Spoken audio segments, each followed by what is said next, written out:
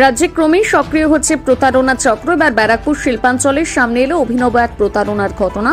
Online payment করার message দেখে ৫৯,০০০ টাকা মূল্যের সোনার গহনা নিয়ে চম্পট দেওয়ার ঘটনা ঘটল শ্যামনগরে।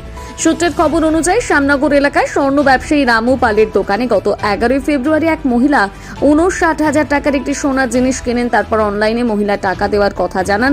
সেই মতো মহিলা অনলাইনে পেমেন্ট করলেও স্বর্ণ ব্যবসায়ীর কাছে টাকা না ঢোকায় পরের দিন তিনি ব্যাংকে যোগাযোগ করলে ব্যাংক থেকে জানানো হয় তার অ্যাকাউন্টে এমন কোনো টাকা আসেনি।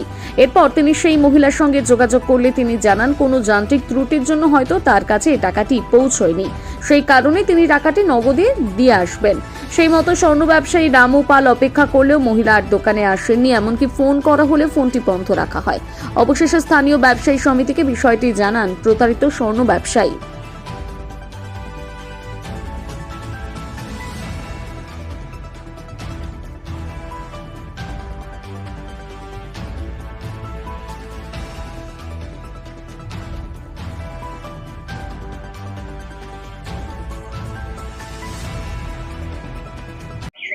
ঘটনা হচ্ছে 11 তারিখে হয়েছে আপনার ওই 1:24 নাগাদ। মানে এক কাস্টমার এসে এই মধুমিয়া দাস নামে মানে একটা চেক নিয়েছিল আপনার হচ্ছে ৫৯,৯০০ টাকার। এবার নেওয়ার পরে সেটা মানে আমাকে পে করেছে ওই আপনার অ্যাকাউন্ট পে, এনএফটি করেছে। এনএফটি করার পরে মেসেজ আসলো সব কিছু ঠিক আছে, ওকে আমি কাস্টমারকে মাল দিয়ে ছেড়ে দিয়েছি। পরে মানে বিকেল হয়ে গেছে, আমার অ্যাকাউন্টে টাকা ঢোকেনি। এমনকি ব্যাংকে ফোন করলাম, বললো আপনি ওই নাম কোনো আসেনি, মানে মেসেজ কিছু রিপ্লাই আসেনি, টাকা ঢোকেনি। তারপরে পরের দিন আমি ব্যাংকে গেলাম, মানে 11 তারিখ হচ্ছে 12 তারিখেও বললো ওই কোনো মেসেজ বা কোনো টাকা কোনো শো নেই ব্যাংকে। পরের দিন আমি তাকে হোয়াটসঅ্যাপ নম্বর আমার ছিল, হোয়াটসঅ্যাপ নম্বরে ফোন করেছি, বললো আপনার টাকা হয়ে গেছে, ওই মানে রিটার্ন চলে গেছে। আমি বললো পরের দিন পাঠাবে বললো, আমি আপনার কাছে ক্যাশ দেবো, সেই বুঝে তারপর থেকে দেখি ফোন বন্ধ। মানে 12 তারিখ অব্দি রাত অব্দি ফোন চালু ছিল, তারপরে ফোন বন্ধ। তারপরে যোগাযোগ করেছেন, জানেন না থাকে কোথাও আমি অ্যাড্রেস কিছু জানি না, রানিং কাস্টমার ছিল এসে এবার আমি ওই রকম ফোন পে করে নিয়ে চলে গেছে। থানায় জানিয়েছেন? থানায় আজকে আমি আমাদের সমিতি থেকে একটা চিঠি করে থানায় যাওয়া হবে আজকে।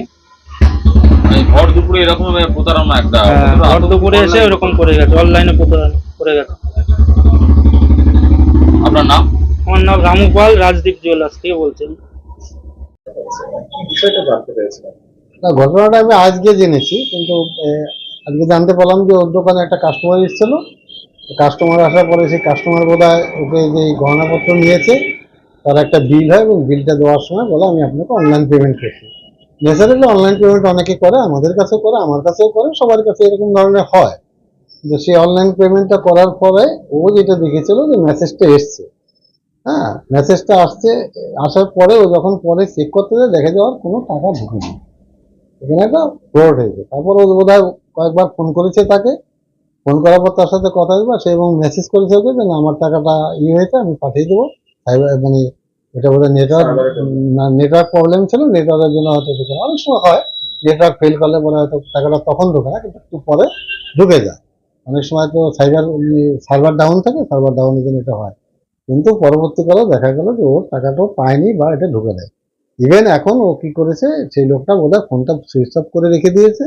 তা আমার কাছে জানানোর পরে আজকে আমি ওকে বললাম যে তুমি এটা থানায়, জগদ্দল থানায় একটা রিপোর্ট করো, এবং ওখানে তুমি রিপোর্ট করার পরে অন্য সাইবার ক্রাইম থেকে এটা যতদূর পারে চেষ্টা করো, এবং আমরা সেটা জগদ্দল থানাকে যথাযথভাবে তাদেরকে আমরা বলবো যে আপনারা এটা আমাদেরকে যাতে টাকাটা উদ্ধার হয় সেই ব্যবস্থা করে দিন। আপনার তো স্বর্ণ ব্যবসায়ী, আপনার সংগঠনের পক্ষ থেকে সচেতন কিছু করবেন এই বিষয়গুলো নিয়ে? সংগঠনের পক্ষ থেকে দেখুন, অনলাইনে ব্যবসা করতে গেলে পরে আমাদের প্রত্যেকে এটা জানাতে হবে যে অনলাইনে যদি কেউ পেমেন্ট করে, যেটা আমাকেও করে অনেকে, আমি এটা প্রথমে কি করি, ট্রানজেকশনটা আগে দেখি। ট্রানজেকশন রেকর্ডটা যদি ঠিক থাকে তাহলে মনে করবেন টাকাটা ঢুকেছে। টাকা যখন ঢুকে যাবে তখন তোর নাম দিয়ে ট্রানজেকশনে এটা আসবে। সেই ট্রানজেকশনটা ও হাতে চেক করে নেবে, গন্ডগোলটা হয়েছে ওর ওখানে, ভুলটা হয়েছে ওর ওখানে, তো টাকাটা পেমেন্ট একটা মেসেজ অনেক সময় ফ্রড মেসেজ দিয়ে দেয়। এবং ফ্রড মেসেজগুলো এরকম ঘটনা আগেও হয়তো ঘটেছে, ওরা তো জানা ছিল না, আমি জানি না ও জানে কিনা। কিন্তু আমি অনেক ট্রানজেকশন করছি, কিন্তু আমার আজ পর্যন্ত হয়নি। তার কারণ হলো আমি প্রত্যেকটা বলে দিই একটু অপেক্ষা করুন, আগে দেখে নিই আমি যখন এরকম ভাবে স্বর্ণ ব্যবসায়ী দিনে দুপুরে যখন এই ঘটনা ঘটে, আমার দোকানে একবার ঘটেছে। আমার দোকানে এখানে এসেছিল একজন, এসে সেটা আমি থানায় রিপোর্টও করেছি এবং আমার সেই ভিডিওটা দিয়ে দিচ্ছি তাকে। কিন্তু তারপরে এখন পর্যন্ত আমি কিছু পাইনি, যদিও জগদ্দল থানা আমাদের কোনো সেরকম ভাবে হেল্প করেনি বলতে, দেখুন যখন গিয়েছি আইসি সাহেবের সাথে কথা হয়েছে, আইসি সাহেব বলতে ঠিক আছে, উনি সাথে সাথে ওনার ওই পিসি পার্টিকে ডাকলো, পিসি পার্টিকে দিয়ে দিল। পিসি পার্টি আমার দোকানে এসেছিল, এসে আমার সাথে কথা বলে গেছে। এবং আমার দোকানে হয়েছিল কি বলুন তো, একটা